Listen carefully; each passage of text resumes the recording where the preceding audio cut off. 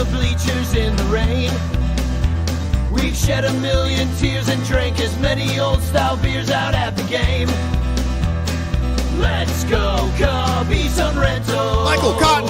Son Ranto. Michael Cotton. Son Ranto and the lovable Lucy. Mucho Scali. Son Ranto. Michael. Son Ranto. Cotton. Son Ranto and the lovable Lucy. Michael Cotton. Son Ranto. Mucho Scali.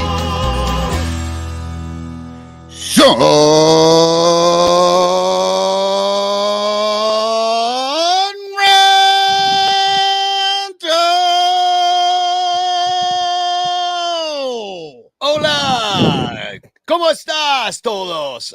Estoy bien porque los cerveceros son muertos ahora. If you don't speak Spanish, I just said the Brewers are dead. And I'm Danny Rocket. I've just come from an incredible weekend where the Cubs took 2 of 3 from the Brewers, and even in the loss, I had a good time rocking out on a rooftop. I'm joined by eternal jinx Michael Cotton, who's caught like pretty much one game this year and they lose. So that was congratulations. the only game I've been to, and they lost. It was ugly. And we have a Brewers enthusiast here, Mr. Eric Wheelo, straight out of L.A. Yeah, here we are, coming off of a very lowly series with you guys that does not make us feel really great coming out of it, to be honest with you. How do you feel about being 5 games behind the Cardinals now and just really looking to, I don't know, get into that postseason tournament playing, I don't know, the number 2 team or some shit like that? I don't know how they do it now. Yeah. Playoffs have disappeared. We're playing tournaments now. So yeah, I mean, everybody gets in, so I think we're only a game and a half out of that wild card spot. But that's only because the Padres continue to lose for no good reason at all. That offense doesn't even seem to be able to figure itself out.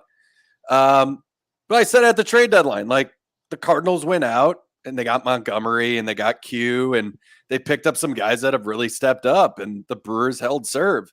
And it's not surprising to me that the Cards are surging ahead here and they're up 5.5 games. I mean, this was a series we needed to win, and we didn't. We won 1 of 3 games, and now we go play the Dodgers in LA.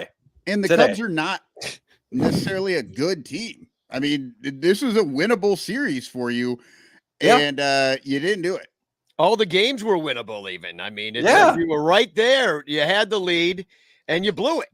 I mean, Christian Yelich dropping that baseball, I mean, just like allowing Hap to score on what should never have been a sacrifice fly. I mean, Yelich is there basically playing shortstop when he catches that ball. Just can't. I mean, maybe I know that steroids sometimes can like do things with your joints, so maybe that's why he lost it on the transfer. It's pathetic. It's like, what do we do with Christian Yelich at this point? He has a noodle for an arm. He can't get it in from left field. He can't hit in the leadoff spot. He didn't even play in the. How many years do you have left with him? I think it's another 6 or 7.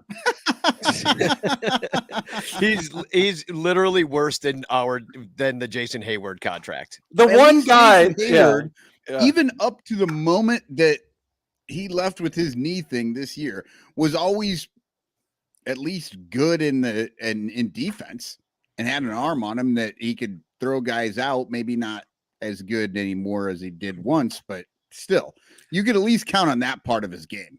I mean, Christian Yelich was solid with the Marlins. I'm almost positive. I think he won a Gold Glove with them 1 year when he came in here, but it's just been nothing. He did. Yeah, he won 1 with them, and that was like the big selling point. But he's come in. He's a liability out there. He doesn't have the speed rushing in on balls. I think you've seen that a couple times. Has no arm to get it in. You can't DH the guy. He can't hit leadoff anymore, and he needs the rest. It's like a win game on Sunday, and he's a lefty, and they don't play him. I mean, what does that say about the confidence in him? The one guy that stepped up was Keston in that last game, Keston Hira, and we've sent him down 4 times just because there's nowhere to put him in the lineup because we have veterans that play the positions he play. And it's gotten to the point that this guy needs to get played, but what are we going to do? Look, it's rotating chairs. What do you do with a guy that can sort of catch and can't throw, you put him at first. Yeah. And do you think they could put Yelich over there at first? No, because Roddy Tellez can hit off of lefties and righties. True. He's batting 230, 25 home runs, over 75 RBIs, and he takes walks. He's a great pickup for us. Hold on. I forgot. There's this awesome thing now.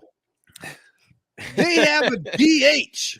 Imagine if you could just take one player on your team and not use him for shit and just make him a half a player. That'd be awesome if we had a position like that. It would fix baseball. Yeah, it would. But then when you have the Hunter Renfroes and the Andrew McCutcheons of the world, the guys that are, but McCutcheon, he's still got it, but he needs some rest. He's 87 years old. I know. He's old. Wheels out there, man. And then he had a home run in this one. In game one, he had a 2-run homer. I mean, you were winning that game. And then, I don't know what happened. I mean, you got these veterans performing for you, and the pitching just lets you down, Eric.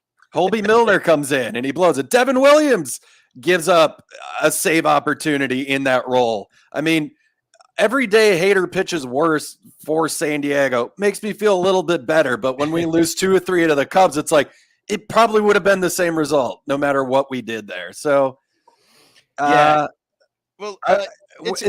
kind of unconscionable. I mean, the Brewers, I don't think they even look that good on paper. They do. They look like a bit of like the even more broken version of the Cardinals ARP tour. Yes. In a that way, fucking ARP tour is working. God. Yeah, except the ARP tour. Well, I got into a conspiracy theory. We're going to preview the Cardinals series, which starts tonight, but I think they're letting Pujols take drugs. I really do. They gotta. I mean, what are they? They're like 15-3 in August. Pujols like hit 6 home runs in the last 2 games or something. Like, it's ridiculous. He hit two in one game against us. Pee in the cup. That's all I gotta say. Yeah, he's probably just like, it doesn't matter if he gets caught at this point. You know what I mean? Like, he may as well just fucking do it.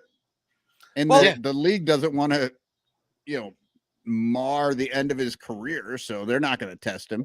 Yeah. What have the Cardinals even become? Did you see Yachty took off this weekend because he wanted to go watch his basketball team? Yeah, his basketball team in Costa Rica or Puerto Rico or whatever it was. Yeah. It's like, what are we doing anymore? Wait, does Yachty own a basketball team? Yeah, Yachty owns a basketball team. Yeah, I want to look more into this. Our friend Jose Orlando Mercado, great friend of the show and mine.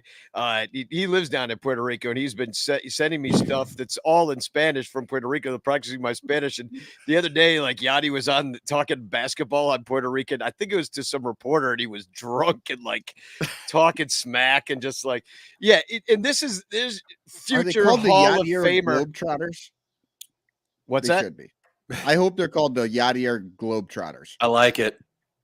Yeah, he sucks. I don't even know. I mean, he is going to finish up this year, but it sounds like he's already kind of finished. Like, he hasn't played much. He's been injured. He just took off. Team leader, quote unquote. He can't run, man. I saw him go from first to third. He got gunned out. It should have been an easy first to third, and it was unbelievable how far he got gunned out by.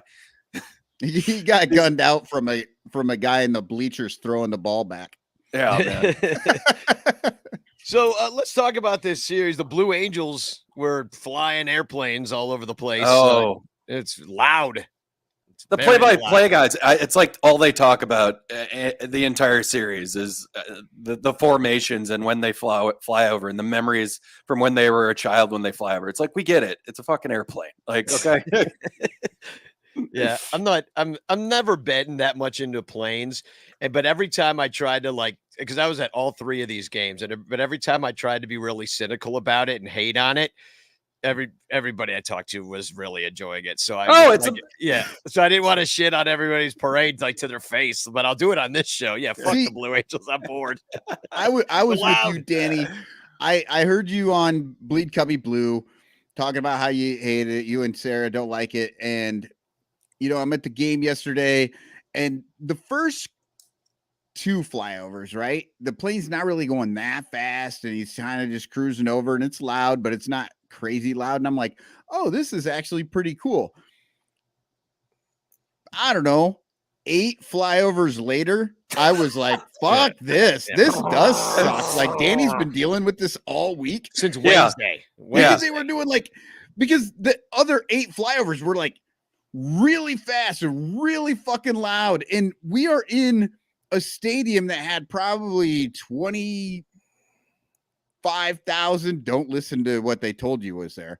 25,000 people, and you couldn't hear a single one of them because these guys were flying over. So loud. Yeah, it's rough. The pilots were there on Friday. I was Of there. course. I was there with my mom. Teaches. She taught English at a at the library, and she had a Japanese student named Yuka, and they came to visit. They love Chicago, so her and her husband Tatsuya came in. I gave him his first shot of Malort. I don't know if check out my Twitter. Oh yeah, that was unbelievable, man. It's a spit take, man. Oh my god. Oh man, I was gonna upload that if I got time. I like. Oh the yeah, commercial break. I haven't even seen it yet. Yeah, I forgot to upload it. I will upload it, and we'll bring it out of the show, like when we take a commercial break. But it was freaking hilarious. Like, it didn't even stay in his mouth for like 1 second. It was just like it was like his body just like instantly rejected it. So, but they loved Wrigley Field, and he loved the airplanes. He was like, "This is so cool." And I asked if they had this in Japan. He says, "Yes, they have it." He's like, "But he's never been." So he's so excited to see this kind of thing. And I'm like, "Oh man." So I couldn't shit on it, that like not too much. I'd be like, yeah. And he's been holding it back. He's like, Monday, I'm gonna shit all over this the thing. Blue Angels, yeah. Like, ooh, formation. Yeah. I'm like, now I know what it sounds like before you get bombed. This is awesome. Danny's Top Gun, code name Grandpa. Not on my code name, not on my lawn. Yeah. Literally yelling into the sky. Yeah. So game 1, man, what a back and forth kind of contest this one was. Home run derby these first couple of games with the wind blowing out, man. That was fun. Yeah, McCutcheon with the 2-run homer in the first. Rowdy hit one in the basket. That was his number 25 on the season for him. Renfro freaking nailed one off the scoreboard. Oh, that was. They said that was only 440 feet. I was like, come on, man. No, that was a blast, dude. Yeah, he rocketed that one. Wisdom had a 2-run shot, and then the difference in the game was the Morel 2-run homer. Cubs out-hit, or no, they out-hit them 10-9, and they outscored them 8-7. So, yeah, it was and the only kind of dark thing about this game for the Cubs anyway was the pitching line of Keegan Thompson, who only goes 3.2 innings, 5 earned runs on 6 hits, gave up those 3 of those home runs, and I think then he went to the IL. So I think he's gassed. Yeah, or something's wrong. He was leaving him over the plate, obviously. Well, and then go ahead. Oh, sorry, I was just going to talk about the Morel 2-run homer. That was great, but it was required because he had like a 2-run air ball. Like, he just fucking launched that ball. And that was just bad news. Yeah. And the other launched ball that I thought was going to go out was Fran Mills off the top of the wall, and the dude hit his second career triple. Not only a triple, a stand-up triple, where he was like clapping on the base and like going nuts and like, that dude's a spark plug. Like, between him and Morel, like, there's some exciting guys on this team, and they're playing good baseball right now. That's kind of fun to watch. Whereas, like, the Brewers, wow, this is stinking up the place with a lot more established talent that's just falling apart down the stretch. Hey, I mean, until it's 6th inning hitting a bunch of blasts, that's pretty fun. But when Aaron Ashby comes in and gives up 6 runs, and it's exactly the guy that I told you he was going to be. There was a lot of soft hit balls on the infield, a lot of runners getting on with weird situations, and then he gives up the shots. And Craig got asked after the game, they're like, can you continue to start this guy? And they're like, well, his metrics come out saying that, he's a soft contact pitcher, but it's a lot of tell me what to do every day. They fucking say that his spin rate is this, and so it's supposed to work. And if we just wait long enough, the numbers will happen. And a soft contact guy is out there striking out 8 regardless. He's striking out 8 and giving up 6 runs. Well, that's what he does. And I mean, you do see the future in this guy. but he's not figuring out this year. And when you're in the middle of trying to stay relevant and staying in the playoff hunt here, you've got to move this guy to the bullpen at some point, in my opinion. Well, I mean, I thought that's who he was supposed to. I didn't know he was supposed to be like in the rotation all the time, as opposed to just being like rotation depth who you can like piggyback with other guys. Well, he was in the rotation. We're doing a 6-man rotation. Then Adrian Hauser went down, and Ashby kind of had to fill that role on the regular rest. So I think when we do get Hauser back, Ashby could move to the bullpen because obviously we need the help, which you've seen through this series. Yeah. And now we need a little bit more help too up at the big league level because Keegan Thompson went down with a back injury pretty much right after the game. And I forgot to say something at the beginning of the game of the show today, which is that I have tickets for tonight. If anybody watching right now would like to go to the game, a friend of mine has 6 tickets and I'm using 2 of them. So there are 4 tickets. So if you'd like to go to the game, I just got reminded of it because my phone just went off and I can't find it. So somebody's probably trying to get reminding you to take your meds. Old man. Yeah, exactly. It's time for me pills. I will say Leiter Jr. again came out. He had 3 strikeouts in his role. I mean, are you guys really impressed with Leiter Jr.? Because every time I see him pitch, I mean, he seems to get it done. You saw him pitch yesterday, though. Yeah. He gave or it up you didn't watch that game. You didn't watch when he blew it like we're used to him doing. Oh, you're used to him blowing it. All right. Well, yeah. Well, Leiter Jr. struck out the side in a big way, and that was huge. Well, that was the 8th inning that I think he took. And I guess Leiter is getting better, but when he first came out, he was straight trash. Yeah, he's starting to work some things out, but then he gets his issues like he had yesterday. The breaking news from Bleacher Jeff just texted to me, got a seat stealer today. So Bleacher Jeff's seat is not available for Bleacher Jeff today. So we'll have to follow that drama. You know what? Throughout the game too. If you want to go and steal Bleacher Jeff's seat even more, maybe steal the seat right behind Bleacher Jeff's seat. Bleacher Jeff out there putting his mug all over the TV. He's this mascot for the Bleacher Bums, all this stuff. He's just asking. He's asking for people to come at him because they're just trying to get him to go nuts. Yeah, it's like running the gauntlet. Just piss off Bleacher Jeff. It's easy to do too. I piss him off pretty much every day. It's pretty awesome. It's fun to make him mad. But you just got to get there earlier, I guess. What can I tell you? You got to be there at 3 if you want it. If you want your seat for the 7:00 start, you got to be there 4 hours early. I don't know what to tell you. So do you have a poem for this game? I forgot about that we do poems on the show. I do. Okay, well, I'm going to play some music here.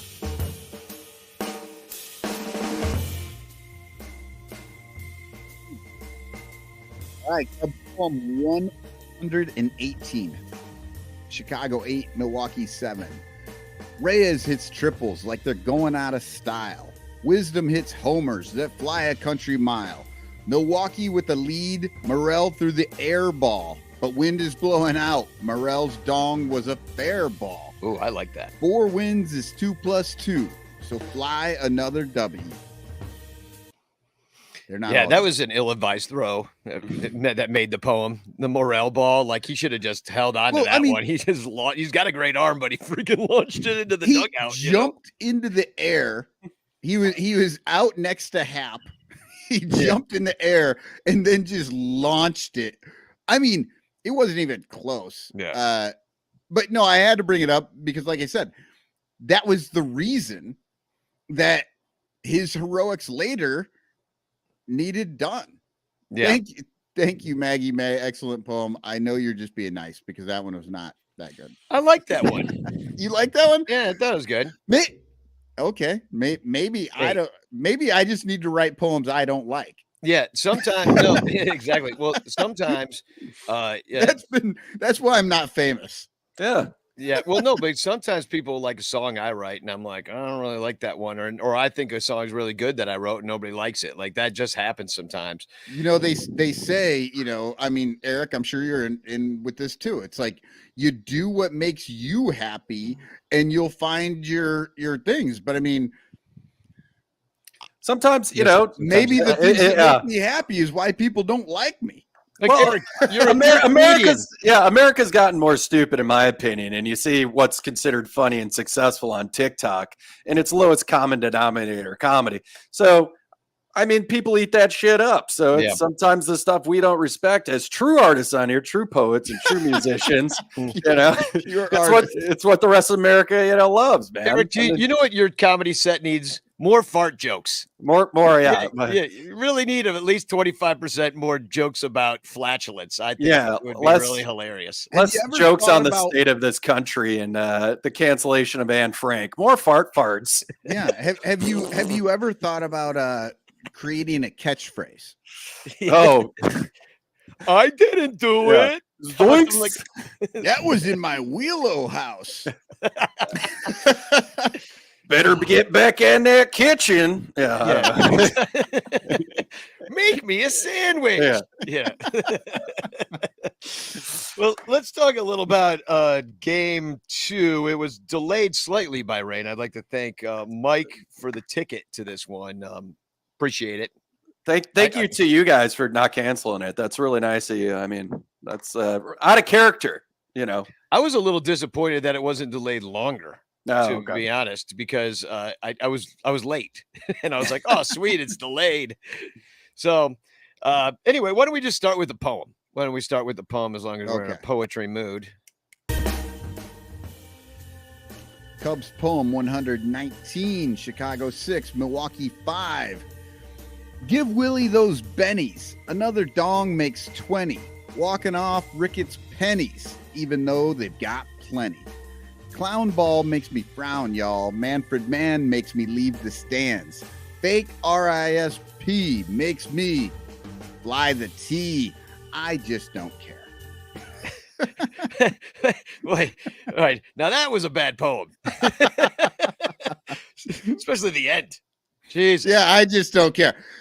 Fucking tie ball games drive me insane anymore. I was sitting there in the stands yesterday going, what do I do if this goes to fucking Manfred innings? Like, this sucks. Well, they're not serving beer anymore. You might as well leave. Yeah. Yeah, it's just such a frustrating thing. It's to watch these games. And, and again, Wilson with the homer, Wilson with the walk-off later, just doing nothing but being great. And he's going to walk away. He's going to walk away. We're going to get shit. It's going to suck for the Cubs and the Brewers when he's on the Cardinals replacing Yachty next year. Fuck. Well, it'll be more fun hitting him when he's a Cardinal, I will say. That's true. And it's it's a fucking party when we do him as a Cub. Let me say that. Okay, and I didn't see every at bat in this series, like doing other things and listening on the. Did anybody get hit by a pitch? You know what? I don't think there was. I don't think there was a hit by pitch. That might be the first time.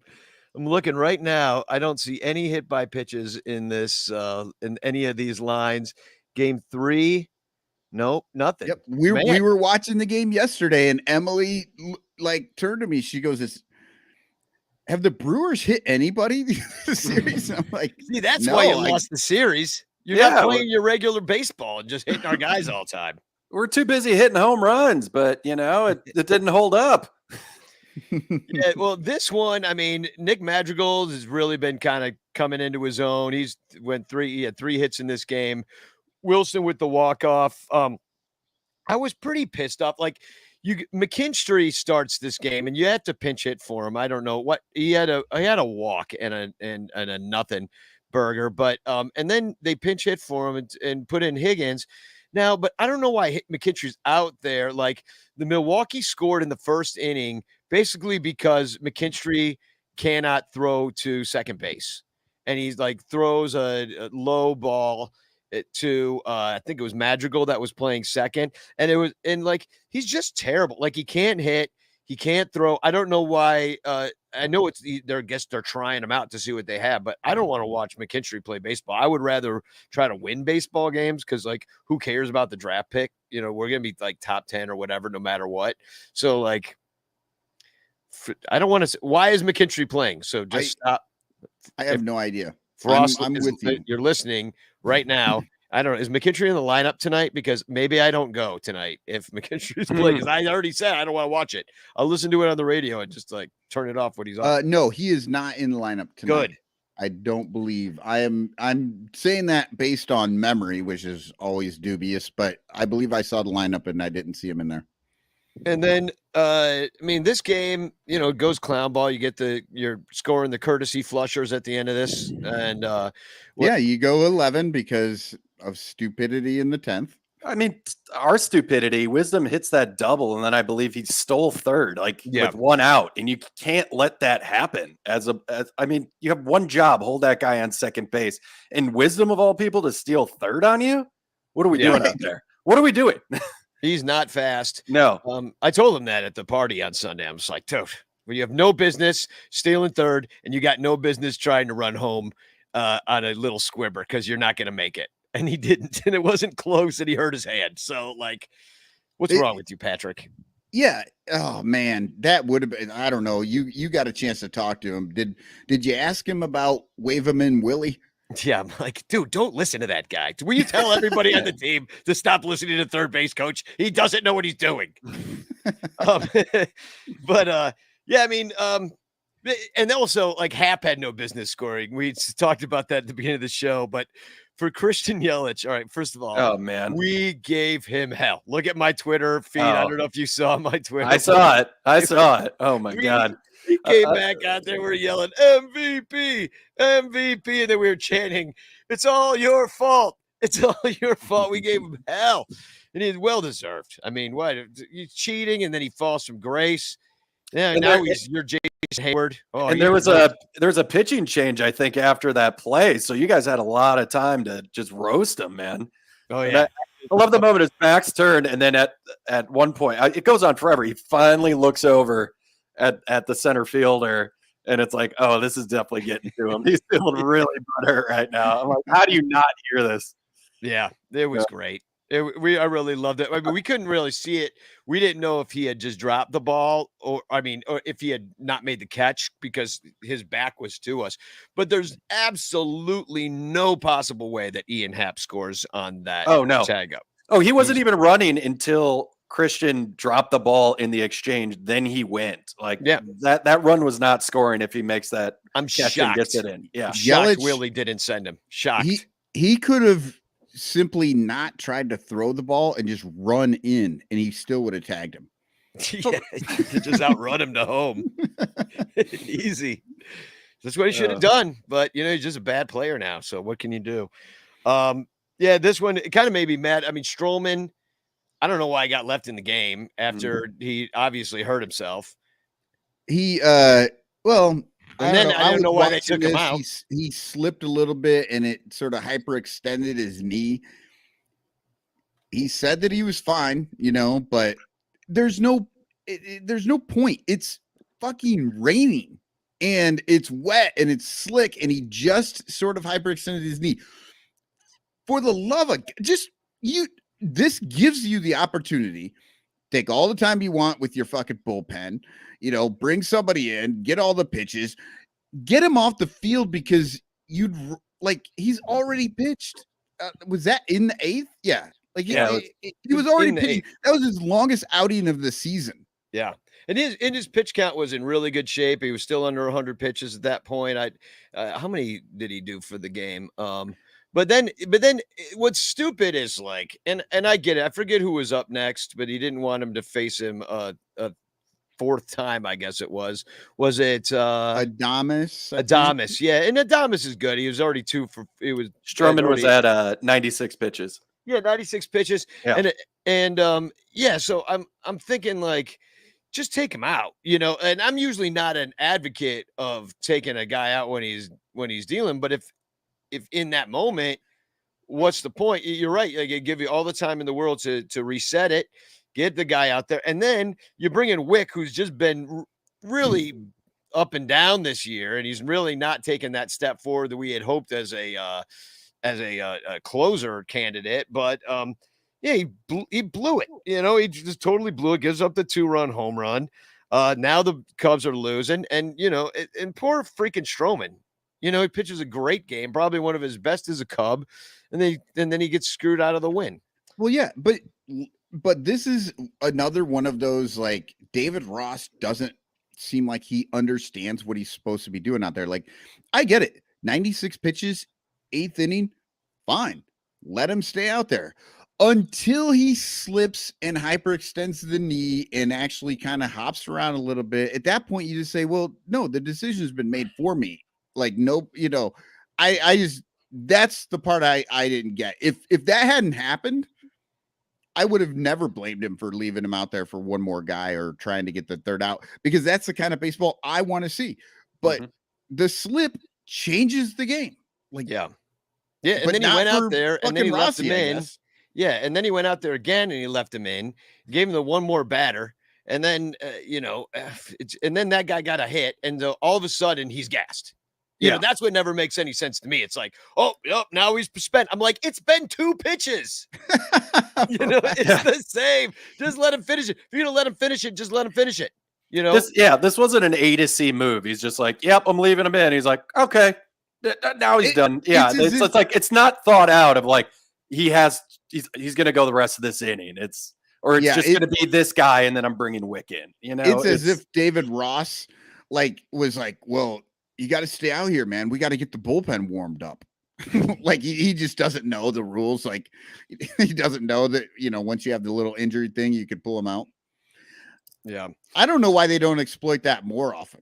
I would have a signal to the pitcher to be like, hamstring. Yeah, they do it in soccer all the time. I mean, come on. Yeah, it's just like little arm discomfort, little shoulder, like, All right, well, let's go talk about Game 3, the game that the Cubs did lose. But you want to give us a poem, and I'll put on the music. Here we go. Cubs poem 120. Chicago 2, Milwaukee 5. Steele with 9, Seiya with 10. Hap hits 100 is the story that should have been, but Cubs can't win. Yeah, they couldn't really get to Woodruff too much. Well, not everybody could. I mean, Hap hit the home run. That was his 100th. And Seiya hit his 10th of the year, like was said in the poem. And that was pretty much it for the Cubs offense there. Not much else going on. That's terrible, because Steele is dealing. I mean, man. It's I saw the stat. I was in the back and saw it on the TV. They were talking about it. The first left-hander, so only 3 left-handers have gone 3 straight games with 9+ strikeouts, and it's Randy Johnson and Sandy Koufax are the other 2. So it's like, wow.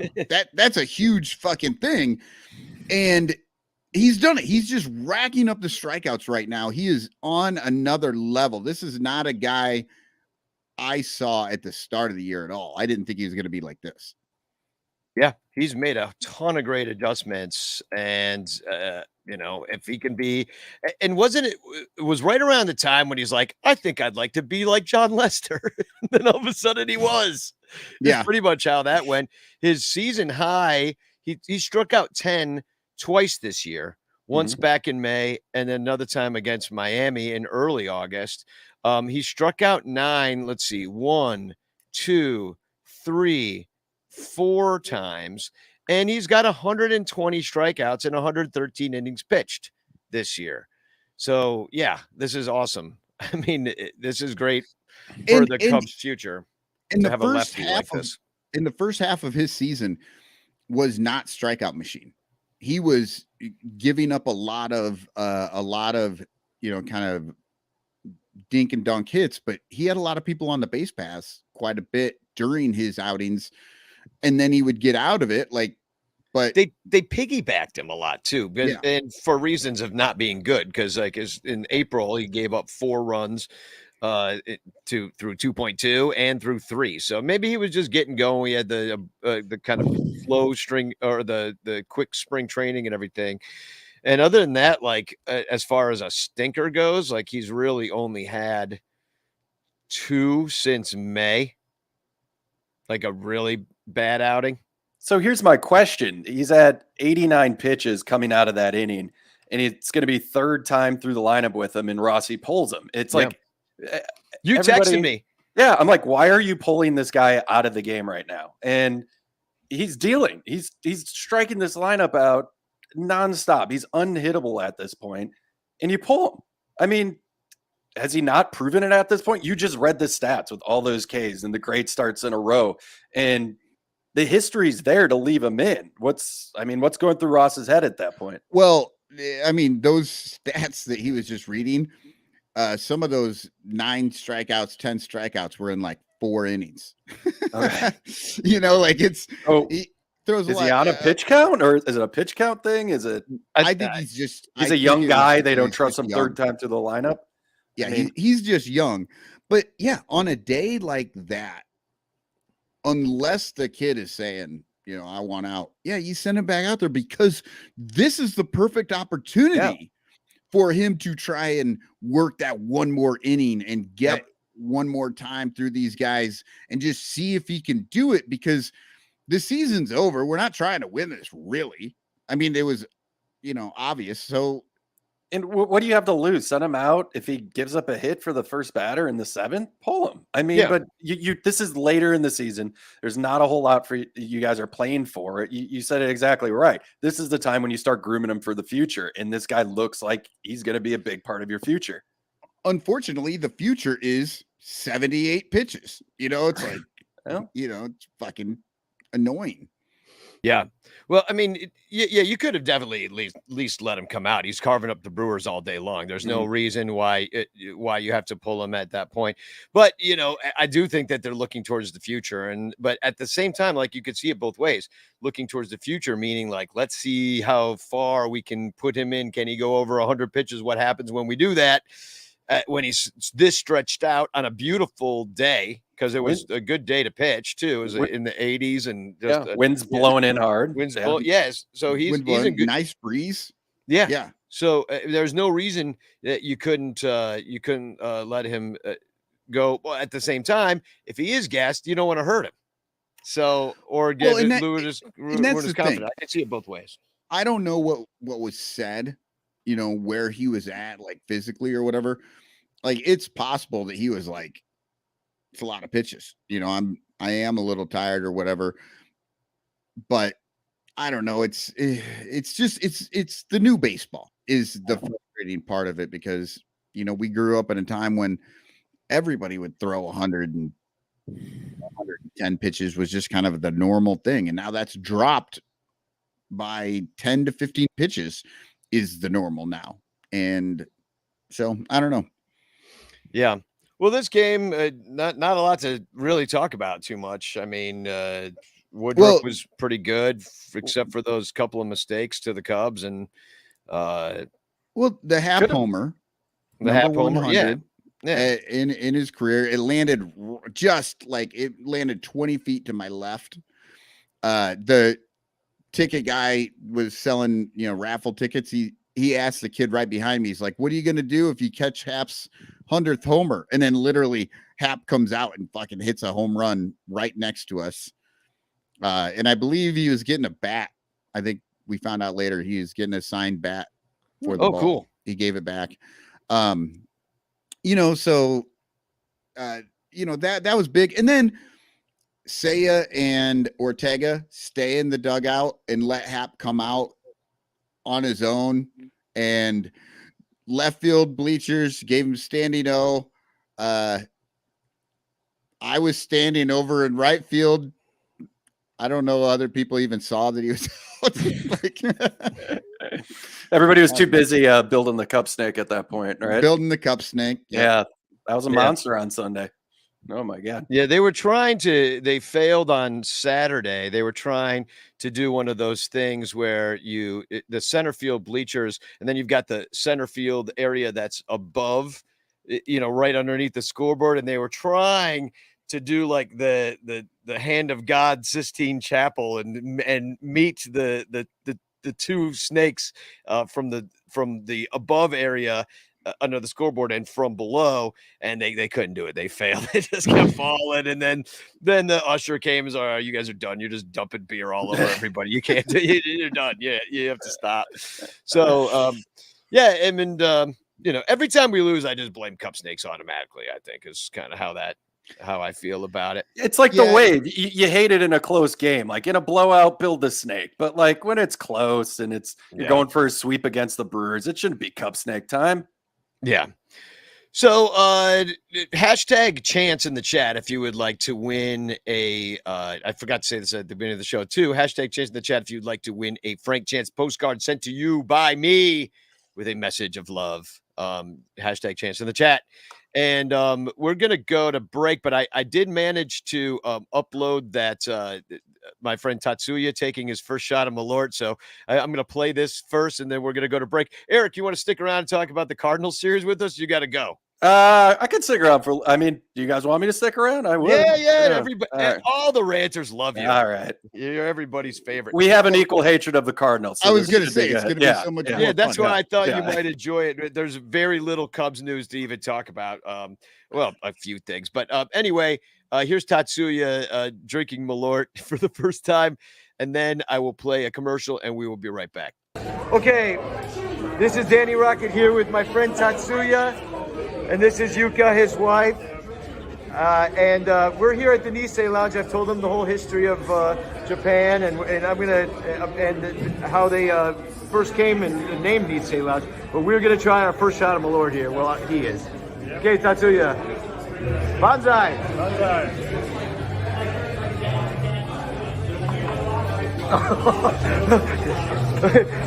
He loves it. So.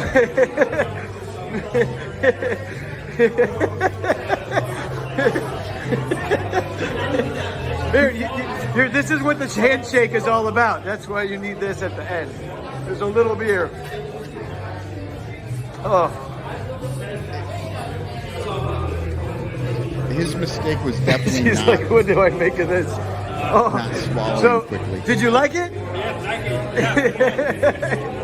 it. What do you think it tastes like? What is the flavor?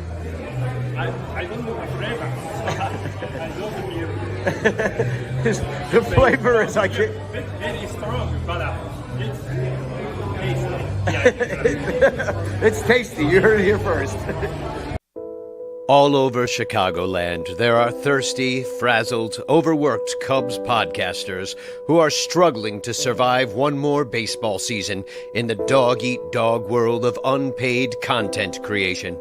But it doesn't have to be this way. You can make a difference. Become a super ranter at patreon.com/sunranto, where your support ensures that poor, sad, pathetic, ugly, loser Cubs podcasters can pay for tickets and beer, and in turn line the pockets of the baseball oligarch Ricketts family. Just $1 a month can buy a scorecard. $5 a month can pay for guitar strings to write a Cubs song. And $10 a month almost buys one beer at Wrigley Field. Cubs content creators are the lowest pieces of pond scum garbage that slither over the face of this planet. But super ranters help them get drunk and screw off at baseball games. What do you get out of it? The Sun Ranto Show delivered to your podcatcher without stupid advertisements like the one you're seeing and hearing right now. Plus, at other Super Ranter levels, you can get Cubs music, access to private Sun Ranto pages, the Ranter calendar, and special thanks and Ranter recognition in our live broadcasts. Plus, eligibility for monthly prizes. What does Sun Ranto get out of it? Your money. For tickets and beer. Go to patreon.com/sunranto. That's patreon.com/sunranto. And become a super ranter today.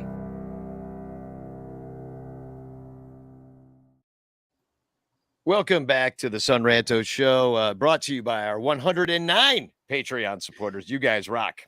Yeah, for sure. Real quick on that video. One of the things I thought was really funny was, and I know what you were trying to say, Danny, But Yeah, what you I know. I did totally say was, I told him the history of Japan. I know. It's the first thing I say. What I meant to say was I told him, but I know I feel like an idiot, but I told him the history of the Japanese at Nisei Lodge is what I meant to say. I just was like on the spot. Yeah, I may or may not have eaten part of a gummy worm before I went to the game. Just saying, but was not completely able to use my words. Yeah, Eric, you sent me an article that you just told me about, but and I saw this before that Japan launches a contest to urge young people to drink more, and the reason is because they're not drinking enough, and the tax revenue is going down. They need more money, so I guess the taxes on drinking is so high, and the people are drinking enough. So, and now you see why. There you see why, right there. Tatsuya, he can't. He's got his kid in a bar, and so maybe that'll help. His daughter at Nagi in 20 years will. I said I wanted to set up like an apprentice program where we just start shipping over Japanese youth to cities like Chicago and Milwaukee. We'll teach and we teach them how to drink, and then we send them back. And this should be part of the package with part of our pitch to Japan. And I think we got a shot at landing this deal, guys. I really do. I think we can win this thing. If that's going to work, I don't think Malort can be on the menu. Yeah, exactly. We'll start with chartreuse, and then just move our way up. Yeah, or like kind of how I started, just taking like capfuls out of Eric Otterstrom's mom's vodka bottle. Yeah, and then replacing it with water. Yeah. Some cream Demente or whatever that was called. Yeah. Then we'll slowly upgrade to them taking mouthfuls of Everclear and blowing it into a fire. That's fireball, lighting their face on fire like Grizzly Adams. Chris Salado says, I saw this video on Twitter and watched it with no sound. Had no idea it was my video. Oh, yes. Where there's Malort being spit, there's a Danny Rocket somewhere nearby filming it. That would probably go viral on TikTok. There's no joke. Like, maybe I'll put it up there. That video is amazing. Yeah, it's really good. I meant to also do like a slow motion version and just like cut it down. Well, I'll cut the part of me telling the Japanese guy that I told him all about Japan. We'll cut that. They'll cut that out. That should be its own video. Yeah. I told them all about the history of Japan. And let me mansplain this to you. Yeah, let me mansplain your country that I know very little about. So the Shogun in 1852 was warring with the samurai. And I made that up. That may or may not be factual. That is a Japanese ass stats. But I got some real stats for you. It looks like I got a scoop this morning that and it's now since been confirmed. Alexander Canario moving on up to AAA. So he's making his way through, and just take a look at his stats real quick. If memory, we got Chris Bryant for him, and we got Caleb Killian, who looks like he's we got Canario for Chris Bryant. That's what I meant to say. And the history of Japan. Yeah, we got Canario, we got Caleb Killian, and it's looking good right now for what Canario's been doing. He's got 24 home runs this year between AA and high A ball. And I don't know. It's maybe, and now he's going to AAA. So he's just rocking through our system. He's 22 years old. He's hitting bombs. Things are looking good. I just want to bring that up. Wade Miley was removed from a rehab start. So that's not great for us. And just wanted to point out that the next Cubs loss will be loss number 69. So just get ready for that. Everybody can tweet that. Just be ready to go on that one, because I don't think we're going to win all 5 with the Cardinals. But we got a little bit of Rakes, Flakes, Throws, Blows, Cardinal style right here. So today I'm going to show you how to rake. How to rake. How to rake. Who's raking?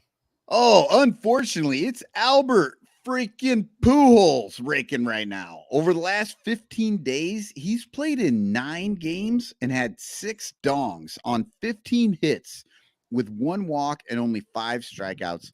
His OPS is 1845 over that time with a batting average of 556. The old man, I think you're right, Danny. I Pee in the think cup. there's some PEDs going on. There's got to be.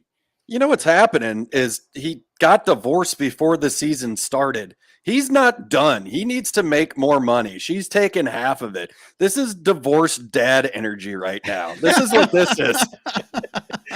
This is desperation of a broken man that has lost everything. I'm getting a sports car, moving to Tampa. Yeah. Like, let's go. No, and unfortunately, he's not the only one really raking, because Goldschmidt is right behind him with 5 dongs in 12 games. He's got a 1307 OPS. Guy's insane. In contrast, and they have another one over 1,000, by the way.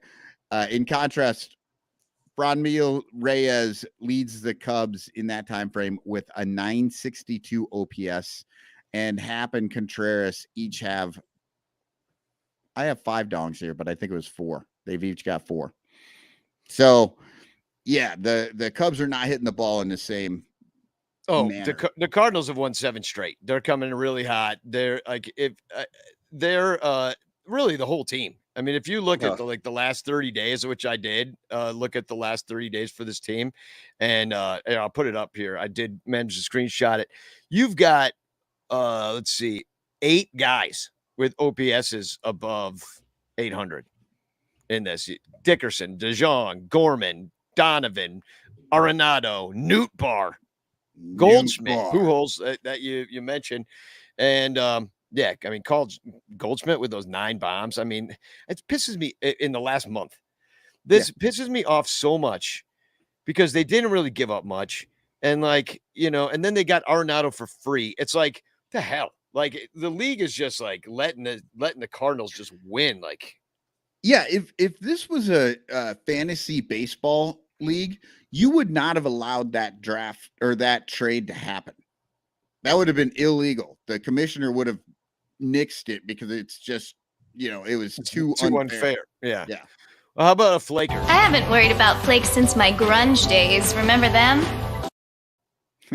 Nope. Okay, so Tyler O'Neill is technically the worst, but I'm giving this flake to Paul DeJong because fuck Paul DeJong. His 641 OPS is only 1 homer better than O'Neill's, but DeJong has 5 more strikeouts for 18 over the last 15 days compared to 1 walk, and he's also been caught stealing twice. Oh, and I forgot to say in the top, Pujols does have 1 stolen base in the last 50 days. Oh, how in the hell? Give it yet? Pee in the cup, Albert. Pee in the cup. That's all I want to say. Yeah, but he probably will at his court hearing to get his kids back. Okay, so maybe his ex-wife finally came and picked the kids up, and so it is like that. Single dad energy. This is my weekend. Yeah. Well, I wish you gave it to O'Neill just because I hate him and because he wears pants that are way too tight. His whole uniform really is too does. tight. Yeah, and his dad's like a freaking bodybuilder. It looks like, Lou Ferrigno or whatever. There's a dating myself reference. But it's just, he annoys me. So we're on throws, right? Yeah. Okay, let me find the guy. Throw up my hands to the Lord. Throw him up. So this goes to Andre Palante in the bullpen. Over the last 15 days, he's pitched 7.1 innings over 4 games with 7 strikeouts, 1 walk, and a 1.23 ERA and a 0.55 WHIP with a save in there.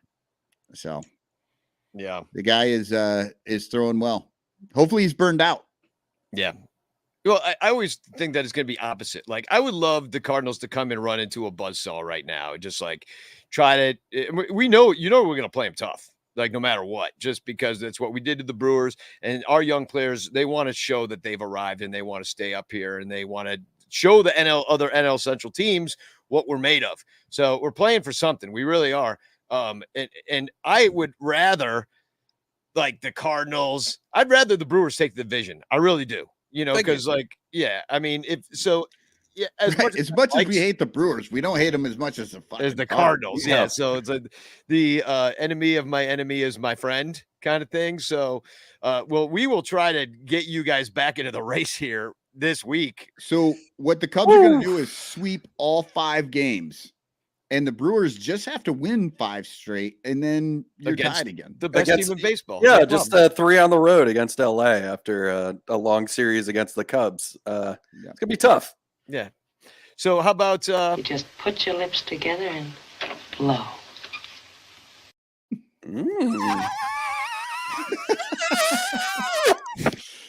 All right, it's Jordan Hicks. I'm calling your name. Hicks has pitched in 4 innings over 4 games, and he's got a 15.75 ERA and a 2.5 WHIP. He's walked 4 and given up 6 hits for 7 runs. Well, it hasn't mattered because they won 7 straight. So it didn't. I know. How is it even possible that he's had that opportunity to be that bad? He probably did it all in one game or some shit. Like gave up 57. I mean, they're winning by a lot of runs. Like, I think the other day they gave up 7, but they scored like 15 or something like that. Total last stat. But I'm going to find out that he's their third baseman that they put in when they're winning by a lot.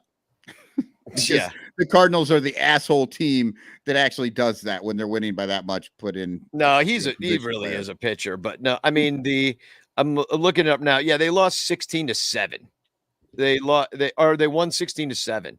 They shut out the Rockies 13-0 at home too. Rockies are fucking terrible. Yeah, that's true. And then did they sweep the Diamondbacks? They swept the Diamondbacks. Yeah. They swept Colorado. They won 2 or 3 from Milwaukee, which you well know. And the last time they lost a series was August 9th through 11th, where they lost 2 or 3 to Colorado. But they swept the Yankees, who actually haven't been playing well. They started August by sweeping us. Yeah. So it hasn't been going great for any team that's not the Cardinals when they're playing them. They are 15-3 in August right now. They have the 4th best OPS in the league throughout the season, 8th most homers, so they can hit it out. The Cubs are average at pretty much every single offensive category. They don't strike out a lot. They're the 5th best in that category. The Cardinals are. They do run. They have 7th most stolen bases, and they've scored the 5th most runs in the majors. So, even being average in a lot of categories, they're scoring a lot of runs. They're among the best teams in the league. And then the bullpen, I mean, they have an average team ERA and an average bullpen ERA. So they're not like really throwing up the big guns. They got a little bit better with Quintana coming in, because I don't know what he's done like his last start, but I saw his first start was really good. And he had like a no-hitter going for a while and shit. So then, they don't walk or strike out a lot of guys, and they're pretty much average in giving up home runs, innings pitched. So it's just an average bullpen overall. I don't know if they improved that too much at the trade deadline. And their defense is really good. 2nd fewest errors in the majors. The Cubs have the 5th most. They have the 6th best defensive efficiency ratio, so they're getting the outs. The Cubs are below average, and they throw out about 1/3 of the runners that try to steal. So sure, they'll throw out half of our runners that try to steal because we're just not very good. We get caught stealing all the damn time. And the weather, I think it looks good all week. So I think all these games are going to get played. Maybe the day game on Thursday looks iffy, but that's a little bit out. I do have a pick for if you are available for the day game tomorrow. I'm going to put a link in the chat. If you shop on our tickets are the cheapest on StubHub. If you're going to buy them on StubHub, shop through our link at sunranto.com/StubHub. It's that simple.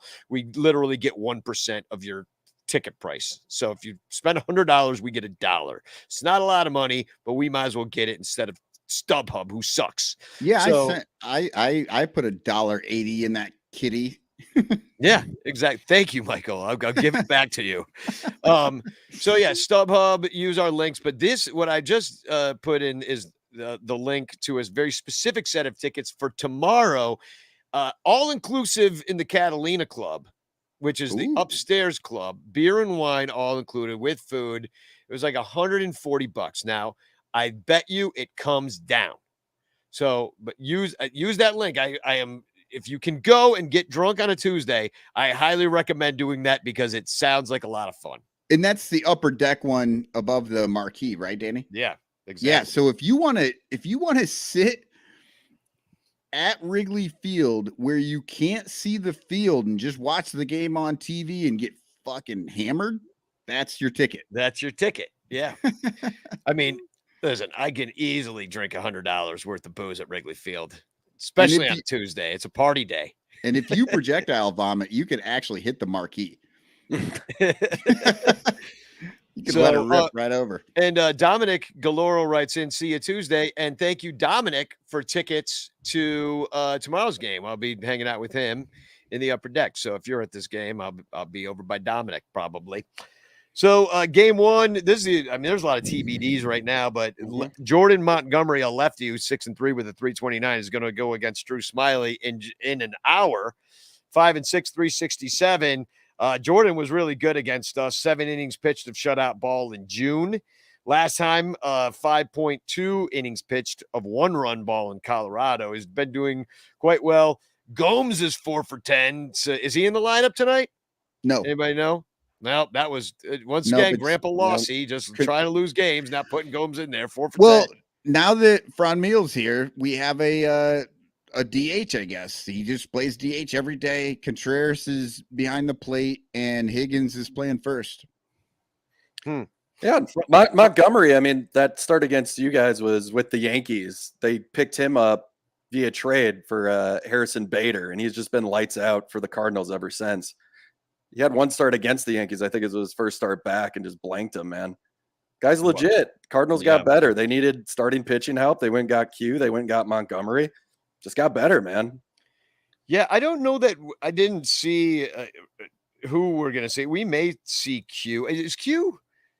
He went yesterday. Yeah. So he's probably the only one we won't see. Yeah. Of these guys. But we will see, we'll see Jordan Montgomery. Drew Smiley's going out there tonight. Goldie and Arenado have quite a bit of success against him. Nolan has a homer, but Smiley, I'm surprised we didn't trade him, but we didn't. And he went 5.2 innings pitched of 2-run baseball against Washington last time out. Adam Wainwright, I think, will be in game 2 or either game 2 or 3. I don't know if he'll pitch the night or the day. I don't know if that's announced yet. But Cubs brought up Anderson Espinoza for Keegan Thompson. I thought he would pitch, but it looks like Cubs are going to bring up Caleb Killian, who has been pitching, who has pitched for the Cubs, had 3 starts. 2 of them didn't go very well. We also got him for Bryant as well.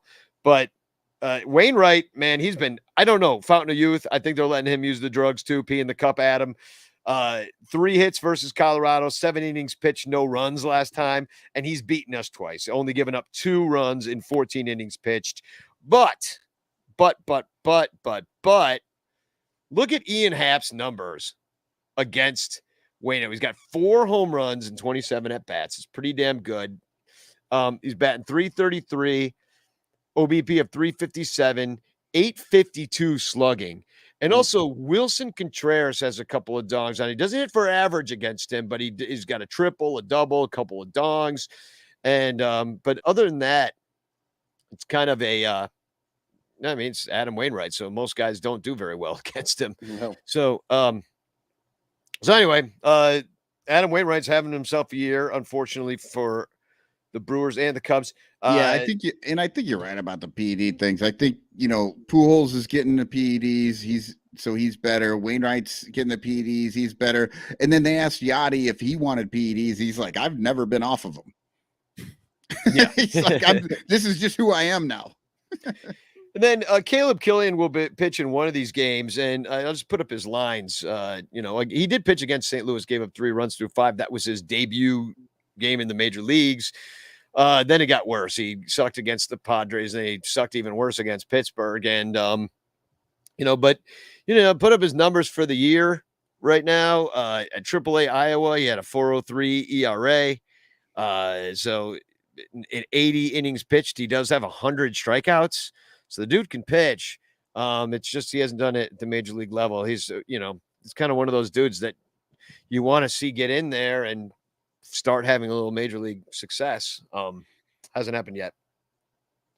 Then Adrian Sampson is going to go out there for the Cubs. I have no idea who will pitch for the Cardinals in one of these games, but Adrian gave up 2 runs on 4 hits through 5 last time, or no, against the Cardinals. And last time he gave up no runs against Baltimore through 5.2 innings pitched, completely over achieving for what we thought he'd do. Paul Goldschmidt's only 1 for 10, and O'Neill has a homer off of him. Game 4, Miles Michaelis will be out there. And here's the Cubs numbers versus Michaelis. Ian Happ, once again, 7 for 23. The OPS is low. He's not slugging for anything, but he's seeing it well. Wilson Contreras does well against Michaelis, has a home run. Wisdom's got a home run against him, too. We don't do too poorly against him. I mean, it's kind of a mixed bag. The guys that have seen him do pretty okay. Happ and Contreras seen him most. So the Cubs, they haven't done too bad this year, even though they've lost all 3 games that he pitched against us this year. Cubs got 8 runs, though, in 17.1 innings pitched against Michaelis. And I think Wesneski, the guy that we got for Efros this year, is going to make his major league debut on Wednesday. Unfortunately, I can't go, but oh well. But it hasn't gone great. I guess there's some peripheral stats, like his FIP is much lower than his ERA kind of thing. So maybe some bad luck, but he gets the promotion from AAA Iowa with a 10.13 ERA. So let's see what happens there. So I'm spelling a sweep, boys. Yeah, we got 2. Unfortunately, I think you might mean a sweep for the Cardinals. Yeah. We're going to try. I mean, I'll go root them on tonight.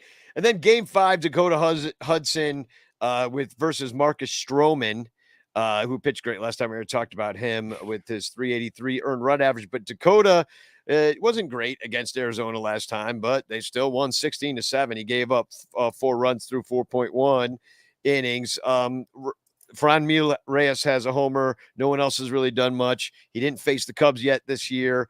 And Stroh, man, he does not do well against the Cardinals. Let me put up some of these numbers. It's pretty bad.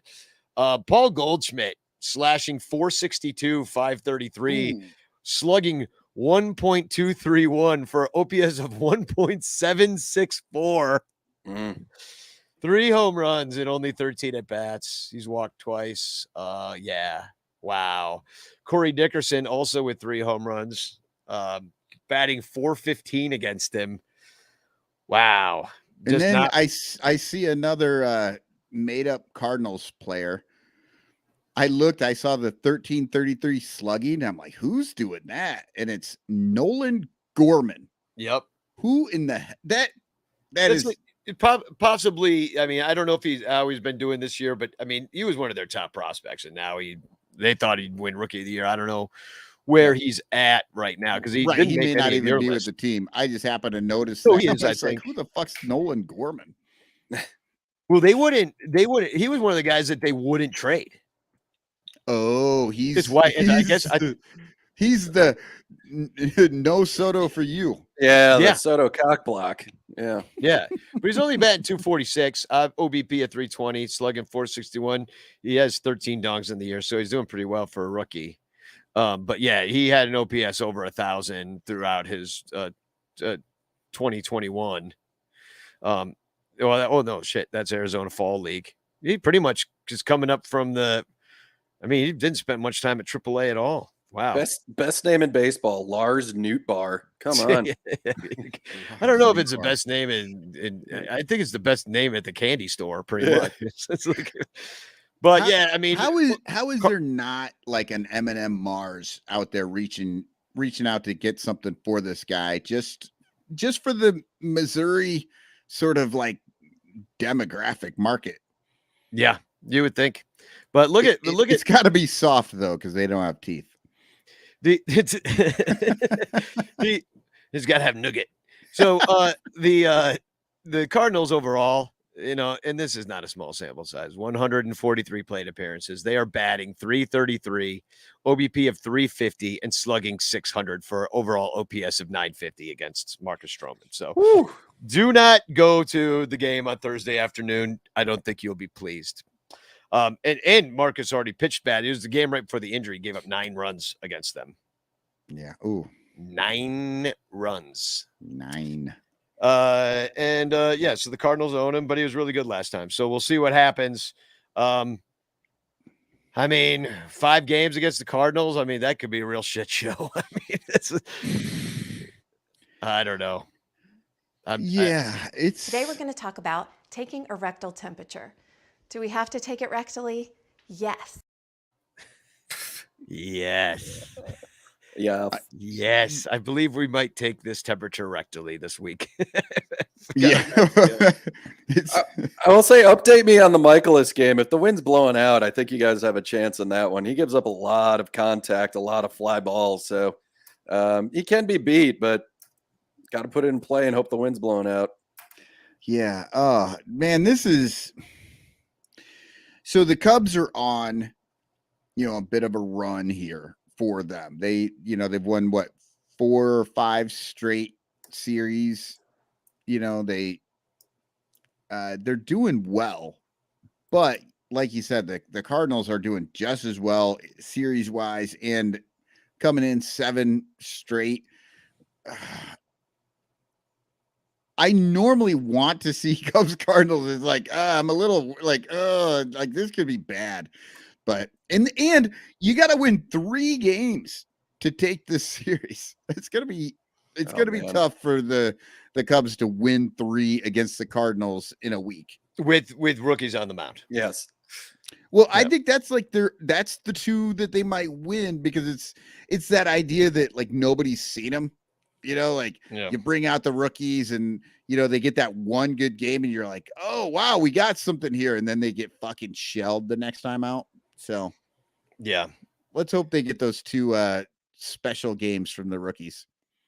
Eric, I know you like to partake and play the ponies, and you're a bit of a degenerate. So, would you bet on the Cubs in any of these games?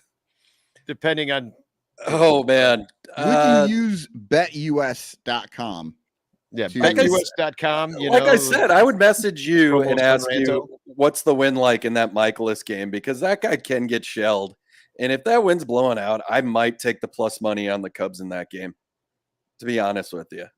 And then the Stroman game, I'll probably take the -1.5 with the Cardinals. A little bit better money on that one because you read those stats back, and I'm like, yeah, that's not going to be fun. Yeah, there you go. I mean, you take heard all the prop Wheelo. bets too.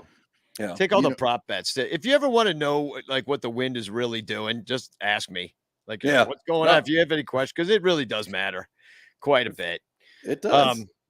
So just a quick announcement. I gotta go. The game's gonna start soon. I'm going to it. Hop Stop Bleacher Bum Band, September 24th. I'm dropping a link in the chat. Go to riversidehopstop.com and find out about that. It's beer and rock and roll. Beer and Bleacher Bum Band. A lot of bees going on. So one last prediction. Montgomery's due to get hit. He's had 3 great starts for the Cardinals. Just the way baseball runs, this could be his off start. And the Cubbies, I'm predicting it right now, will win tonight with Smiley on the mound. I do love the advanced stats. Yeah.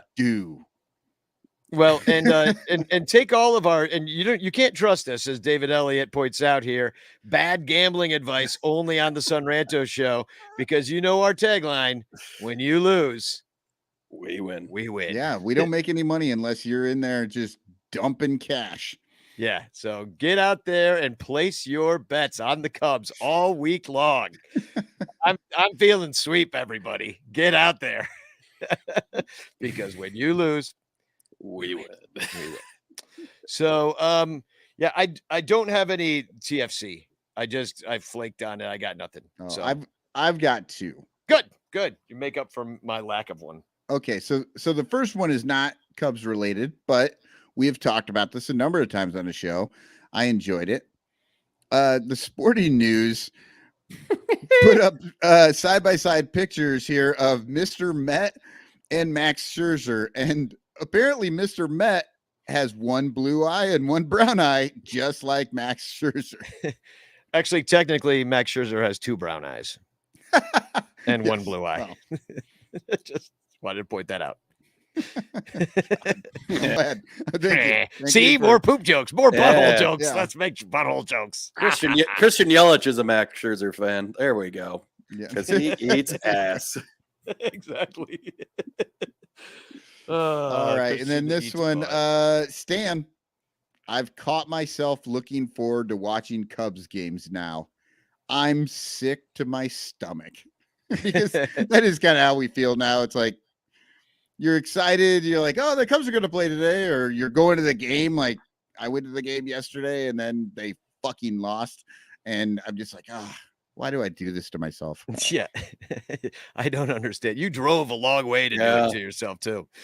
All right, hashtag chance in the chat. It's your last chance to get in there. Hashtag chance, and you could win a Frank Chance postcard sent to you by me with a message of positivity and love. Let's pick a winner. A wiener. Here we go. And the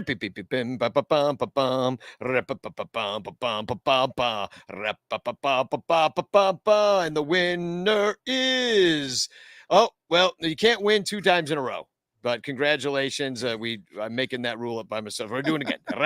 Everett Yoakum won. You can't win twice. When Everett wins, he loses. He loses. And the winner is Chris Salato. Congratulations, Chris. You're the second winner, but you actually did win. In this show, second winner wins the actual thing. Yeah, you're kind of like you're kind of like what the Brewers are trying to pull off right now. They're just gonna let the Cardinals win, and they're like, well, if we get second, we'll get in a tournament. So I told Danny last time we had a 25-year celebration of the losing World Series team from '82, like Harvey a full weekend, the Harvey Wallbangers. So that is very accurate. Well, I mean, to be fair, we cheered the 1969 third place Cubs. I mean, we still cheer them. Yeah, I wrote a song about them. So. All right, well, that's our show. Eric, thank you so much. What do you got to plug right now? If you're in San Diego, I will be there the 7th, 8th, and 9th. WeLoco.com. Come check me out. Bunch of fun shows. So. 7th, 8th, and 9th of September. Yes, sir. Okay, cool. Yeah, it's go to what is it? What's your website? It's ericwilo.com, right? EricWheeler.com, or that's the best way to do it. Somebody wasn't sitting on that? I'll put it in the comments. That'll make it easier, right? Yeah. There we go. Yeah. I'm surprised somebody didn't poach EricWheelo.com. Not yet. And make you pay for it. Not famous enough. EricWheelo.biz is gone though, so .gov taken up. So that's the show. I'm gonna play. Everybody really loves when Bleacher Band plays "Fuck the Cardinals," and we're about to play the Cardinals. So hey, fuck the Cardinals. I gotta go. I'm gonna get down to this show. Eric, thank you for coming on, and Michael I guess we'll talk on Thursday night. At some point, yes. Yeah, Thursday after the game. Maybe we'll go. Maybe we'll do one of those Twitter Spaces. Those are fun. Okay. This is the only time you'll ever hear me say this on this show, but go Cubs, kick the shit out of the Cards. There we go. Yeah, you're really looking for that 5-game sweep. We need your help, guys. We'll give it. We're playing good ball, so we'll do what we can do. Right. Spagog, y'all. Spagog.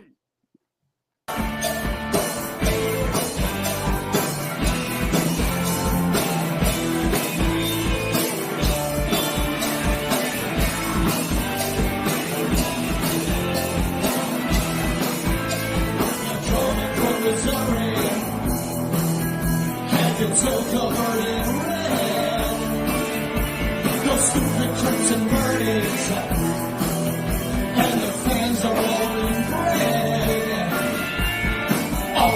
talking about the past and the double lemon rings.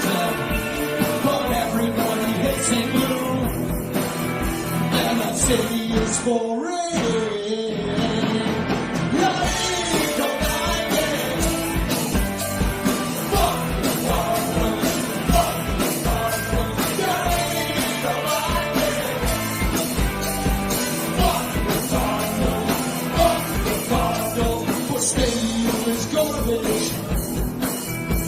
They should just tear it down.